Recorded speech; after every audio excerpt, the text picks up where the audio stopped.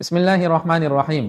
سیدنا امیر معاویہ بن ابی سفیان رضی اللہ عنہما 22 رجب المرجب ان کی وفات کا دن ہے، اور آپ کے نام سے، آپ کے کارناموں سے اور آپ کی بصیرت سے، آپ کی جہادی حکمت عملی سے کون سا ایسا مومن ہوگا، کون سا ایسا اسلام والا ہوگا جو واقف نہیں ہوگا۔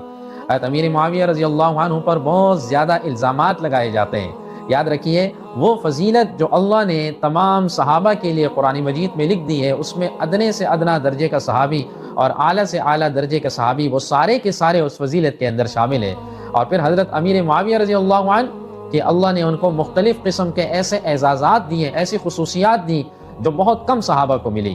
قرآن مجید میں اللہ نے بِأَيْدِي سَفَرَ كِرَامٍ بَرَرَ، یہ کاتبین وحی میں سے تھے اور یہ وحی کی کتابت لکھا کرتے تھے۔ اللہ نے ایسے صحابہ کی بھی فضیلت فرمائی کہ یہ جو لکھنے والے وحی کو یہ بڑے معززین ہیں۔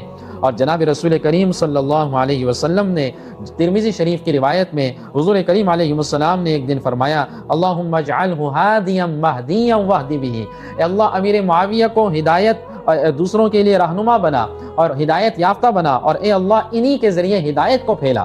اور اسی طرح مسند احمد کی روایت ہے کہ جس میں رسول کریم صلی اللہ علیہ وسلم نے ارشاد فرمایا، اللہم علم معاویہ الکتاب والحساب وقہ العذاب، کہ اے اللہ حضرت معاویہ کو کتاب اللہ کا علم، حساب کا علم عطا فرما اور انہیں جہنم کے عذاب سے بچا۔ حضرت عبادہ بن صامت رضی اللہ تعالیٰ عنہ کی اہلیہ ام حرام بنت ملحان رضی اللہ عنہا وہ فرماتی ہیں کہ ہم جو ہے وہ قبرص جہاد کے اندر تھے اور میں اپنے شوہر کے ساتھ تھی اور امیر معاویہ کے ساتھ ان کی اہلیہ تھی، اور کہنے لگے کہ جب سمندر آیا، امیر معاویہ نے حکم دیا کہ اب سمندر کے اندر جو ہے وہ جہاد کے لیے تیاری کی جائے اور کشتیوں کو تیار کرنے کا حکم دیا۔ اور اس موقع پر فرمایا کہ جب کشتیاں تیار ہوئی اور سمندر کے اندر ہم کشتیوں میں بیٹھنے لگے تو میں نے امیر معاویہ رضی اللہ عنہ سے فرمایا کہ میں نے حضور کریم علیہ السلام کا ایک فرمان سنا، اور یہ سنا کہ میری امت کا پہلا لشکر جو سمندر کے اندر جہاد کرے گا، اللہ نے ان کے لیے جنت کو واجب کر دیا۔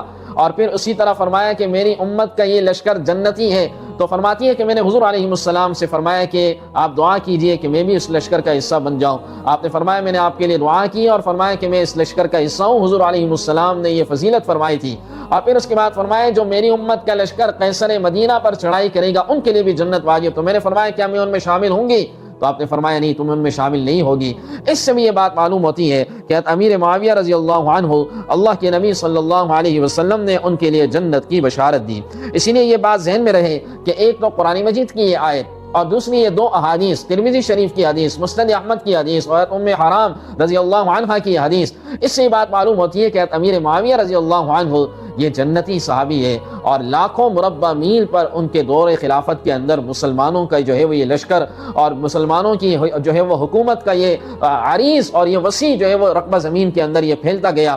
انہوں نے جو ہے وہ چوکیاں بنائی، انہوں نے ڈاک کا نظام بنایا، انہوں نے جو ہے وہ ایک فوج تشکیل دی، انہوں نے پولیس کا نظام بنایا۔ یہ بہت ساری چیزیں جو آپ دیکھتے ہیں اس وقت ساری دنیا کے اندر ہے، یہ حضرت امیر معاویہ رضی اللہ عنہ کی وہ حکمت عملی تھی جو اس وقت سے چلی۔ آبپاشی کا، نہروں کا بہترین نظام بنایا، اور اسی طرح گورنروں کی اور اسی طرح ائمہ کی، اسی طرح علماء کے لیے ایک الگ سے نظام بنایا۔